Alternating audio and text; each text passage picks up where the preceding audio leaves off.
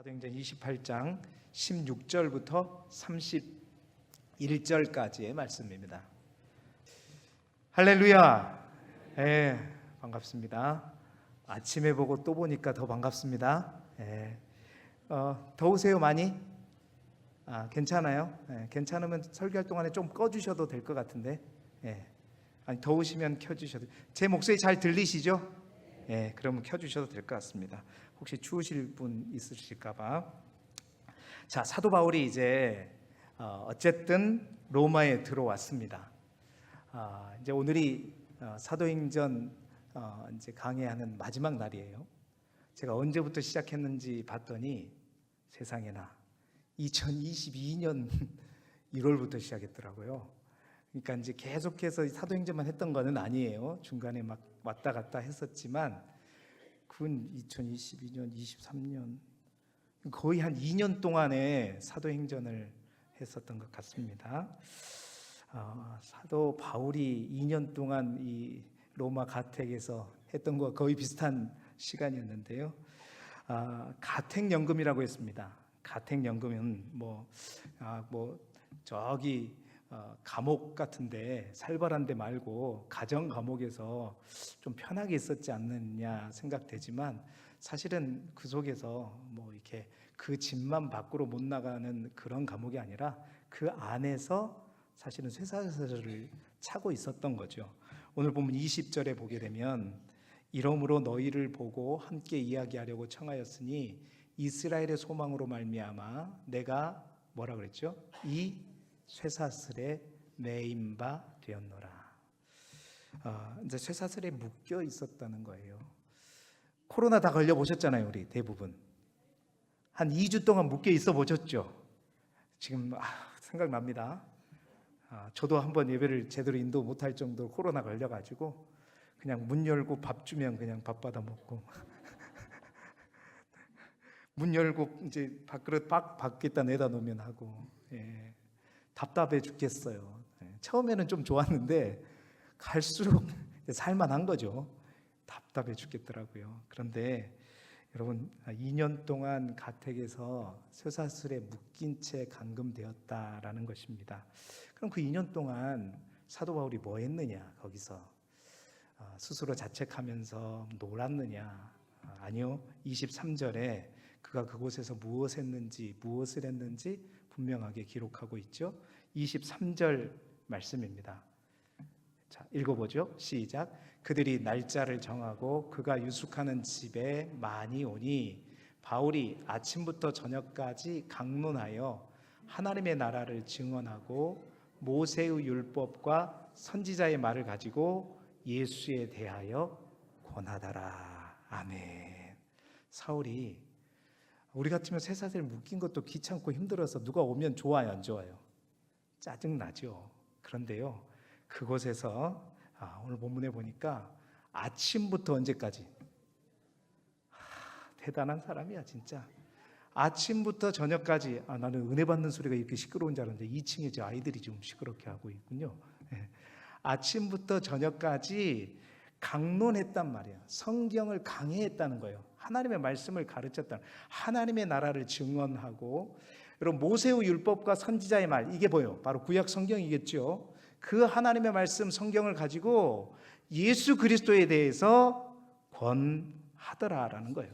그러니까 성경을 가지고 하나님의 말씀을 가르쳤다라는 겁니다. 하나님의 나라를 가르쳤고 또 예수 그리스도에 대해서 증언했다라는 겁니다. 사도 바울이 다른 것 하지 않았습니다. 말씀을 강해하고 말씀을 해석해 주었죠. 그런데 그 결과가 어떻게 되느냐? 24절 이어지는 말씀이에요. 같이 읽어봅시다. 시작. 그 말을 믿는 사람도 있고 믿지 아니하는 사람도 있어. 아멘. 어딜 가나 모두가 다 믿으면 얼마나 좋아요. 그래서 저는 용기를 갖습니다. 위로가 돼요. 예수님께서 복음을 선포할 때도 다 믿지 않았잖아요. 꼭 나한테만 문제가 있는 것은 아니다. 그래요. 사도 바울도 그렇게 열정적으로 복음을 전했지만요, 그 그 말씀을 받아들이는 자도 있고 그 말씀이 튕겨 나가는 자도 있었답니다. 오늘 이 자리에 여러분 아무도 지금 조는 사람 없어요. 진짜로 아무도 조는 사람이 없어요.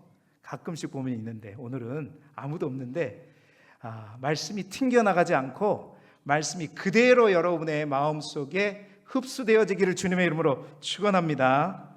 예, 왜 그 사람들이 믿지 못하느냐? 사도 바울이 이사야 말씀을 인용하면서 성경에 따르면 눈을 감고 귀를 막았다라는 것이죠. 이 말은 뭐 말이냐? 반대로 눈이 열리고 귀가 열리면 그 말씀을 반드시 듣고 또 믿는 자의 역사가 일어난다라는 겁니다. 말씀만 전했을 뿐인데 이러한 일들이 일어나고 있는 것입니다. 여러분 느헤미야 8장 생각나십니까? 느헤미야 8장에도 보게 되면 어떤 말씀이 있냐면 학사 에스라가 이스라엘 백성들을 모아놓고 다른 일을 하는 것이 아니라 율법을, 하나님의 말씀을 낭독했다라고 되어 있죠. 말씀을 읽습니다. 율법을 낭독해요. 읽어줍니다. 그리고 그 뜻을 해석해줘요. 백성에게 낭독하는 것을 또 그것을 깨닫게 해주고 해석을 해줬더니 그것뿐이야. 그런데 그 백성들이 그 말씀을 듣고 어떤 일이 일어났냐? 8장을 제가 펴서 쭉 읽어보았어요. 8장 5절에 보니까 모든 백성이 하나님의 말씀이 읽혀질 때 어떻게 했다면 자리에서 다 일어났다고 말해요. 그러니까 에스라를 존중한 게 아니에요. 에스라를 통해서 선포되어지는 하나님의 말씀을 듣고 가만히 앉아서 그 말씀을 들을 수 없었다는 거죠. 그래서 모두가 다 자리에서 일어난 거예요. 이미 말씀을 받을 준비가 되어졌던 거죠. 그리고 이어져서 8장 6절에 보니까 에스라가 위대하신 하나님 여호와를 송축할 때 모든 백성들이 어떻게 했어요? 손을 들고 아멘 아멘 한번 해보세요. 잠 깨도록 손을 들고 시작 아멘 아멘 이랬단 말이에요. 원래는 일어나야 돼요. 일어나서 손을 들고 아멘 아멘 했다는 겁니다. 거의 부흥이죠, 부흥이에요. 자, 그렇게 아멘 아멘 하고 있으니까 이제 분위기가 느껴지시죠? 이스라엘 백성들이 그러면서 얼굴을 땅에 대고 여호와께 경배하더라 그렇게 설명하고 있어요. 그러자 레위 사람들이 하나님의 율법책을 낭독합니다. 이제 히브리어로 된 율법책을 낭독하는 거죠.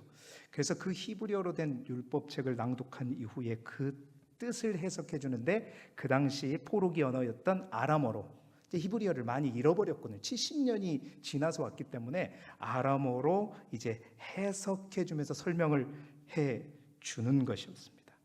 이스라엘 백성들이 손들고 아멘 아멘 하고 엎드려서 하나님을 경배하면서 그 말씀이 읽혀지고 그 말씀의 의미를 해석해 줄 때에 그 말씀이 그들이 깨달아졌고 이후에 그 말씀에 대한 반응이 어땠냐면 느헤미야 8장 9절에 있는 말씀이에요. 같이 읽어보죠. 시작. 백성이 율법의 말씀을 듣고 다 우는지라.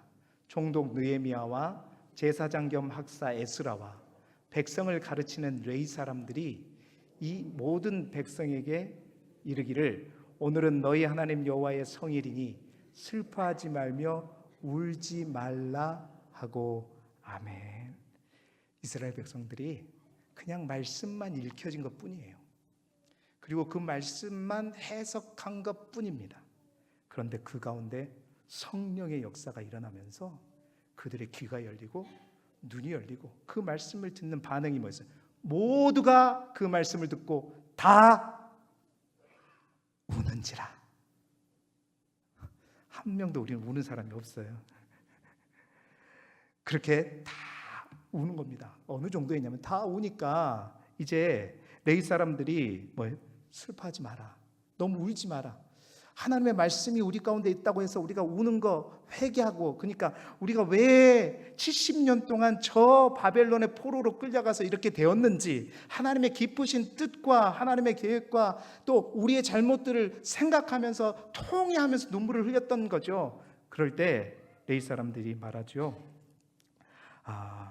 여호와의 성일이니까 슬퍼하지 말고 울지 말고 하나님의 말씀의 진정한 은혜를 누려라. 그러면서 뭐라고 얘기하면 8장 10절 하반절에 여호와로 인하여 기뻐하는 것이 너희의 힘이니라. 말씀이 우리의 영혼을 다스리고 하나님의 성령이 말씀 가운데 우리 가운데 임하일 때 여러분 그 하나님의 말씀이 우리에게 진정한 힘이 될 줄 믿습니다. 그리고 11절 하반절에 마땅히 조용히 하고 근심하지 말라. 말씀이 우리를 다스리고 우리 가운데 역사하게 되면 진정으로 그 말씀이 깨달아지게 될 때 눈물은 나올지라도 근심은 사라진다라는 것입니다. 근심하지 말라. 그리고 12절에 모든 백성이 말씀을 밝히 암으로 어떻게 해요? 이제 분위기가 바뀌어요. 크게 즐거워하였다. 참 즐거움을 누리는 그런 삶을 살게 되었죠. 그렇습니다. 하나님의 말씀이 이제 그들 가운데 자리하게 되고 선포되자 그 말씀이 기다려지고 그 말씀을 사모하게 되고 그 말씀에 귀를 기울이게 되고 그 말씀에 일어나서 반응하게 되고 아멘 아멘으로 화답하고 아멘 아멘으로 화답하고 그래도 아멘도 안 해. 그 말씀이 깨달아짐으로 그 말씀이 그들에게 힘이 되었고 절망과 패배감에 살았던 그들이 다시 일어설 수 있는 힘과 능력이 되었고요. 이제 근심이 떠나가게 되었고 진정한 하나님이 주시는 즐거움이 임하기 시작하였다라는 겁니다. 뭐 할 때? 말씀이 읽혀지고 말씀이 해석되어질 때 그런 역사가 일어났다고. 여러분 누가복음 24장에도 우리가 나누었었지만 엠마오로 가는 두 제자 이야기에도 보면 여러분 예수님이 그들을 만나서 다른 일을 하신 것이 아니라 성경을 어떻게 해요? 풀어줘요. 그죠? 그때 예수님께서 구약 성경에 있는 자신에 관련된 말씀들을 통하여서 성경을 풀어줄 때 여러분 그 제자들의 고백이 어땠냐면 누가복음 24장 32절 말씀이에요. 같이 읽어봅시다. 시작. 그들이 서로 말하되 길에서 우리에게 말씀하시고 우리에게 성경을 풀어주실 때에 우리 속에서 마음이 뜨겁지 아니하더냐 하고. 나만 뜨거운 거야? 너도 그랬어? 진짜? 여러분 헬라어로는 이게 뜨겁다는 말, 불타지 않느냐, 그냥 마음이 뜨거워서 미쳐버리겠다는 거예요. 하나님의 말씀을 들을 때 그 말씀이 해석되어지는 주의 음성을 들을 때에 우리 마음이 불타지 않았냐? 나만 그랬는가? 아 너도 그랬어? 와. 여러분 그 말씀을 통해 그 두 제자가 믿음의 눈이 열리고 또 눈을 뜨게 되었지요. 그리고 그 마음으로 그 두 제자들 어떻게 바로 예수님을 초청하죠.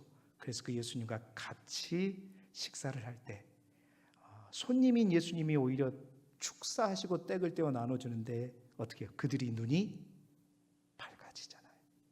근데 이제 예수는 보이지 않더라. 왜? 이제 이미 밝아졌으니까. 그리고 나서 그들이 어떻게 해요?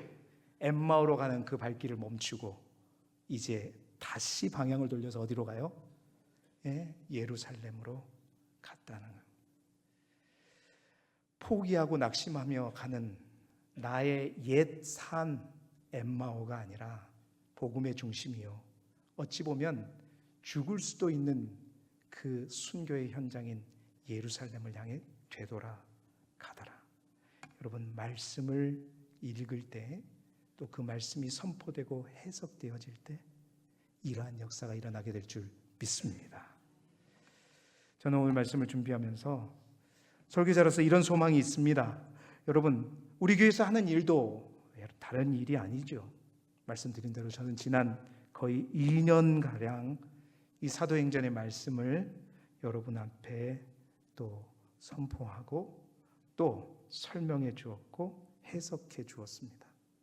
뿐만 아닙니다. 매일 새벽에는 누가복음의 말씀과 함께 그 말씀을 풀고 해석하여 주었고 또 지금은 요한복음을 함께 새벽에 묵상하고 있습니다.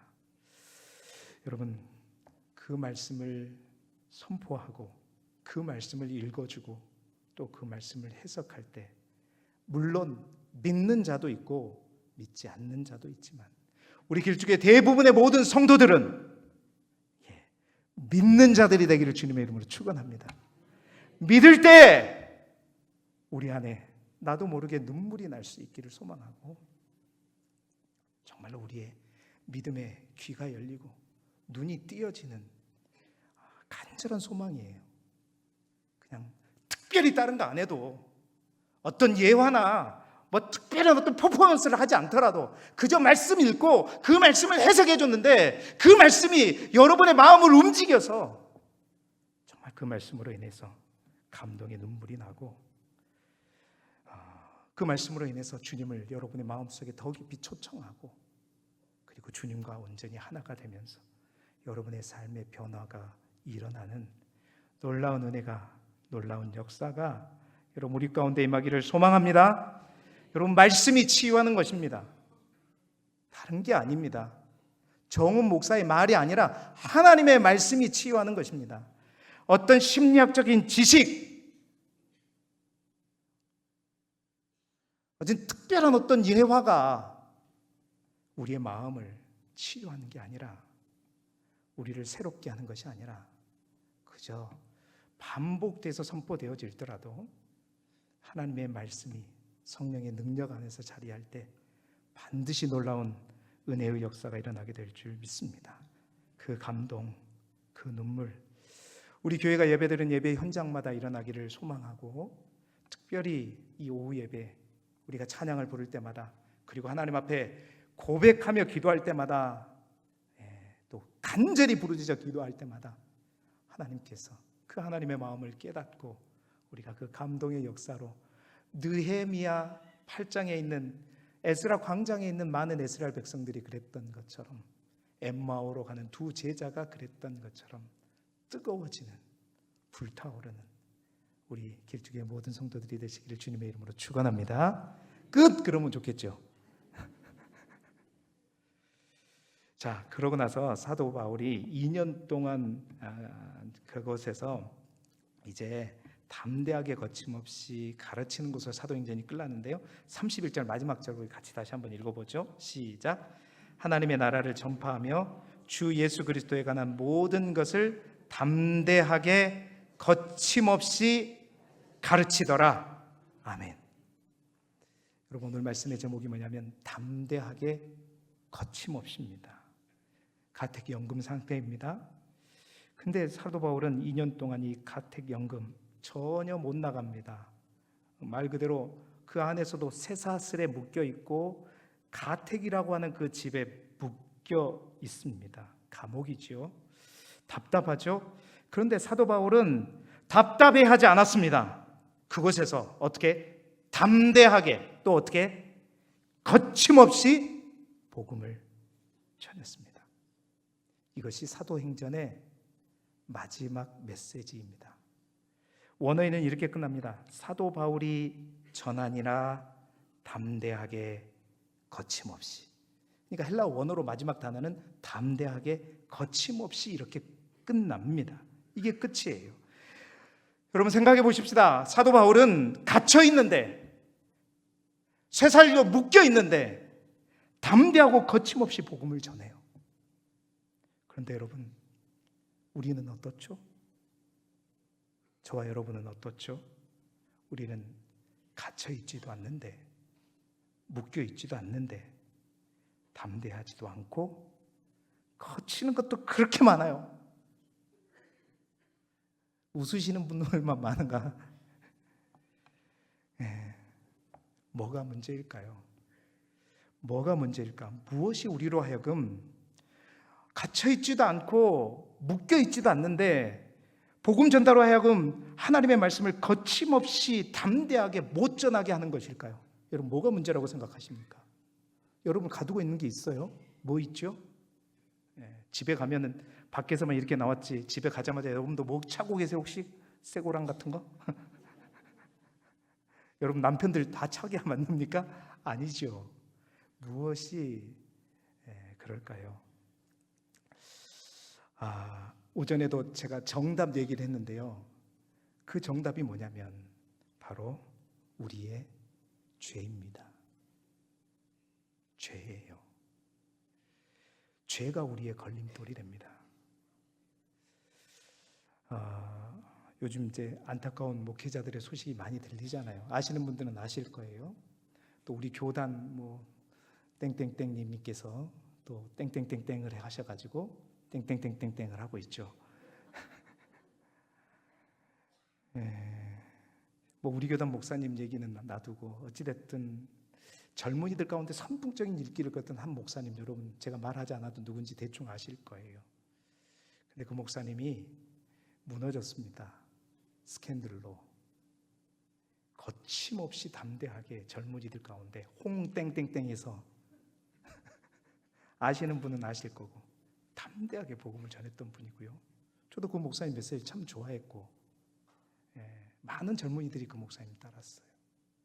정말 거침이 없었습니다. 그런데 그 목사님이 스캔들로 무너지고 난 이후에 용서를 구하고 지금 다시 강단에 서서 말씀을 전하고 있어요. 혹시 들어가 보신 적 있습니까? 그분이 다른 건 제쳐두고 예전처럼 거침없이 담대하게 다른 게 아니라 거룩과 성결에 대해서 설교할 수 있을까요? 있을까요? 용서받았지만 담대하게 거침없이 하지 못합니다. 절대 하지 못해요. 목회자가 불륜관계에 있었다면, 목회자가 외도를 하고 있었다면 절대 담대하고 거침없이 다른 많은 이들을 향해서 그게 죄라고, 그러면 안 된다고 거침없이 절대 말하지 못합니다. 왜죠? 그 죄가 용서받았지만 그것이 걸림돌이 되기 때문입니다. 만약 제가 여러분 우리 아이들이 막 다 하나님을 등지고, 정우 목사님 아들은 다들 하나같이 완전히 세상 사람들하고 똑같아요. 술 먹고 담배 피고 하나님을 떠나고 하나님을 부인하고 방학해가지고 우리 집에 왔는데도 예배는 한 번도 안 드리고 그러고 있다면, 제가 여러분 앞에 담대하고 거침없이 자녀들에게 신앙을 전수해야 한다고 강하게 거침없이 말할 수 있겠습니까? 없겠습니까? 저기 나와 있는데 똑바로 잘해야 되겠죠? 못해요. 못한다니까요. 그렇습니다. 전할 수는 있겠죠. 그러나 담대하고 거침없이 결코 전할 수 없습니다. 그렇습니다. 내 문제가 우리가 전해야 할 진정한 그 복음을 담대하고 거침없이 전하는데 걸림돌이 되는 것입니다. 왜 우리가 사람들에게 담대하고 거침없이 복음을 못 전하는가? 내 삶에 있는 문제, 내가 가진 죄, 우리의 삶이 구별되지 못하기 때문입니다. 나를 진짜 잘하는 사람들은 다 그럴 거거든요. 그걸 듣고 너나 잘하세요. 그럴 테니까요. 나의 변화되지 못한 삶이 복음이 담대하고 거침없이 선포되는 데 있어서 걸림돌이 되고 있다는 사실을 우리가 분명히 알아야 돼요. 이걸 누가 이용하느냐? 이 사탄이 이용하는 겁니다. 그래서 그리스도인들이 그냥 복음을 전하지 못하도록 항상 그들의 삶을 그냥 혼탁하게 만들어 버리는 거예요. 결국 그래서 뭐가 능력이냐? 이 시대에는 여러분 뭐가 능력이냐? 거룩이 능력인 줄 믿습니다. 거룩이 힘입니다. 그래서 우리 하나님께서는 내가 거룩하니 너희도 뭐라 그랬어요? 거룩하라. 거룩하라. 이 말씀이 주님의 음성으로 들려지기를 소망합니다. 집에서 가족들이 딱 모였을 때, 야, 이것도 기념인데 우리 그래 술은 안 되니까 우리 포도주라도 한 잔씩 마실까? 여러분, 그렇게 하는 사람들이 어떻게 담대하게 복음을 전할 수 있어요? 안 되거든요. 사랑하는 성도 여러분, 우리의 죄들이 날마다 나를 붙잡는 걸림돌이 되지 않도록 우리의 삶 가운데 성결의 은혜가 있기를 소망합니다. 더 거룩해지는 삶을 사모하시고 그렇게 살아내도록, 하나님의 은혜를 부인하는 것이 아니라 여러분, 그럼에도 불구하고 하나님의 은혜를 우리가 누리지만 죄인된 우리의 마음은요, 그것들이 우리를 한번 짓밟아 놓고 치유받고 상처가 돼도 여러분, 계속해서 그거에 붙들리면 우리는 거침없이 나아가지 못하는 겁니다. 근데 그럼에도 불구하고 거침없이 나가는 사람은 결코 나가도 교만하지 않습니다. 정말 하나님의 은혜로 그것들을 다 문제를 해결하고 거침없이 담대하게 나아가는 사람은 그렇게 나아갈 때 절대 교만하지 않습니다. 철저하게 겸손합니다. 거침없이 담대하게, 오늘 하나님께서 우리에게 주신 음성으로 듣고 거룩이 능력이 되도록 우리의 가정을 더 성결하게, 또 하나님의 말씀에 순종하며 나아갈 수 있게 그렇게 만들어가는 저와 여러분이 되기를 주님의 이름으로 축원합니다. 사도행전은 그렇게 끝나요. 로마의 사도 바울이 들어가서 복음이 공식적으로 로마에 들어가고 끝나요. 당시 로마는 세계의 중심지였죠. 그런데 그 복음이 들어가자 처음에는 로마에서 엄청난 박해가 있어요. 그 박해의 중심에 우리가 잘 아는 네로 황제가 있었죠. 그 네로 황제는 거의 미치광이 수준이었습니다. 대박해가 일어나요. 화재가 로마에 났는데 모든 누명을 기독교인들에게 씌우게 되죠. 그래가지고 굶주린 사자들에게 그 기독교인들을 다 보내고, 또 사람들을 기둥에다가 묶어놓고 기름을 부은 다음에 불을 붙여서 밤을 밝게 밝히는 그야말로 미치광이 네로 황제. 로마 교회 성도들이 엄청나게 박해를 받았습니다.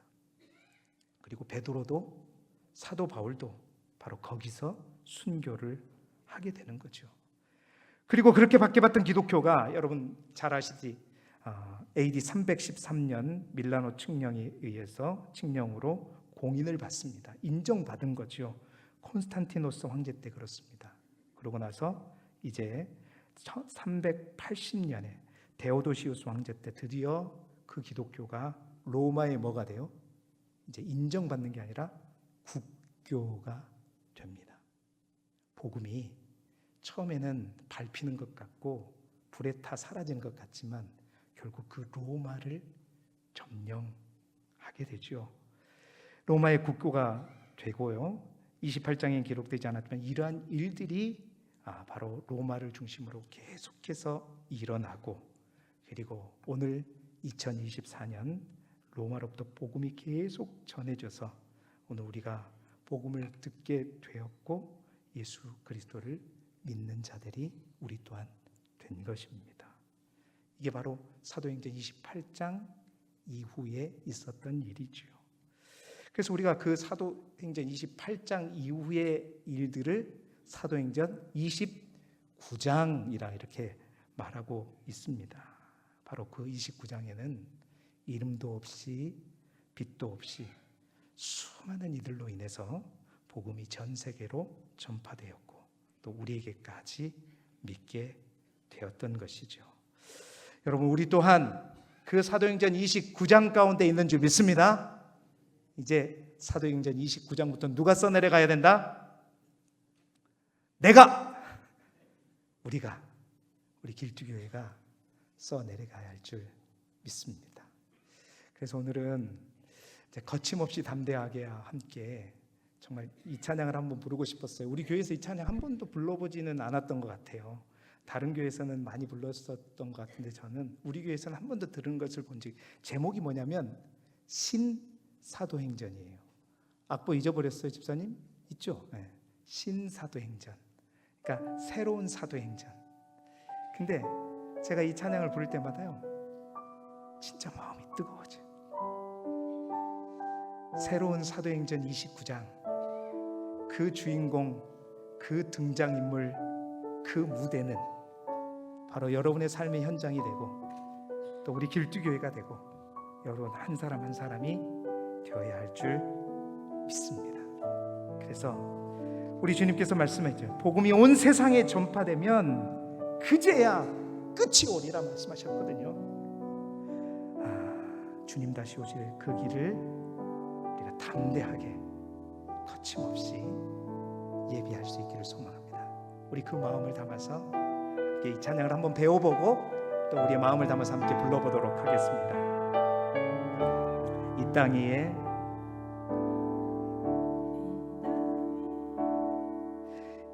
땅 위에 하나님의 교회 부르심을 따라 일어나 거칠은 광야 외치는 소리로 거듭거듭 피어나라. 성령이여 이 세대를 성령이여 이 세대를 향해 주의 진리를 선포케 하소서. 십자가에서 죽으신 그 사랑 우리 사랑 되게 하소서. 닫힌 문들아 열릴지어다. 모든 세대여 일어나라. 주 예수께 무릎 꿇고 경배드리세. 죽음 이기신 평화의 왕 성령이여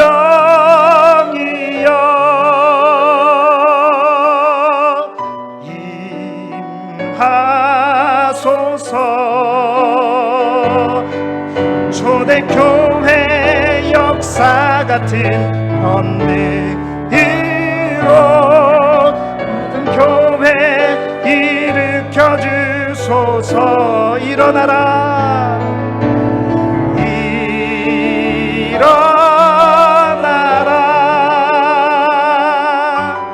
빛발하라.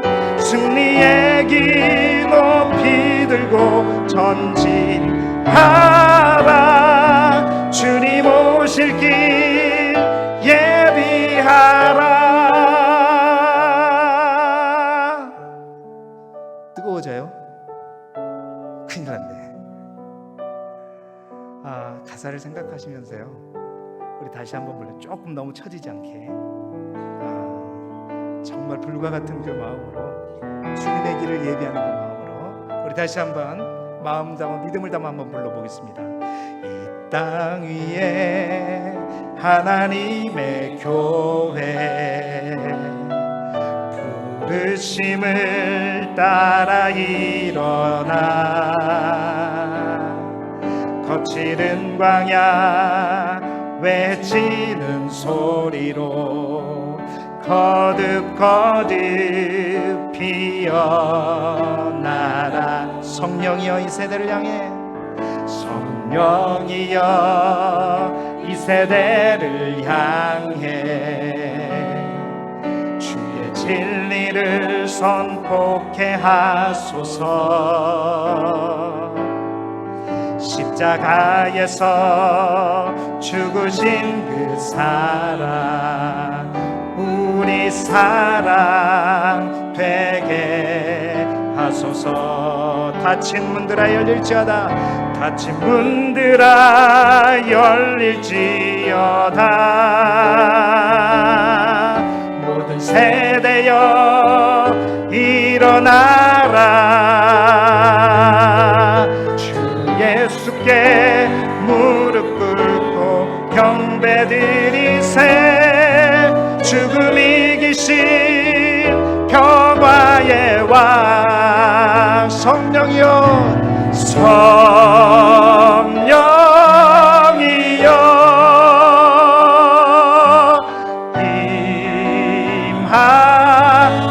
임하소서. 초대교회 역사 같은 권능으로 모든 교회 일으켜 주소서. 일어나라 일어나라.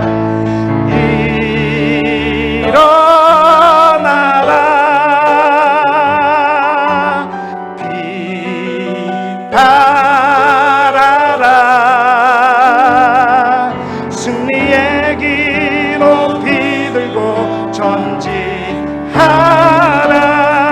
주님 오실 길 예비. 우리 다시 한번 성령이여 성령이여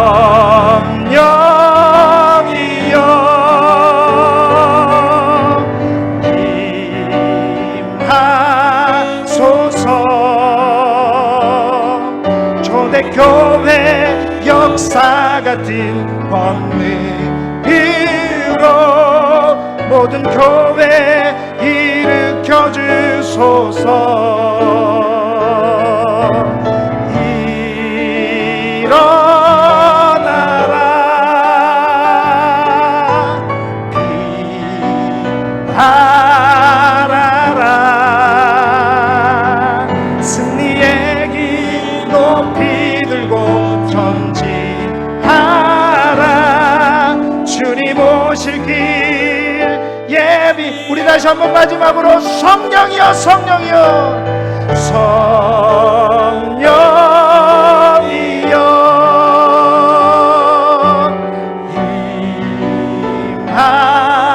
임하소서. 초대교회 역사 같은 권능으로 모든 교회 일으켜 주소서.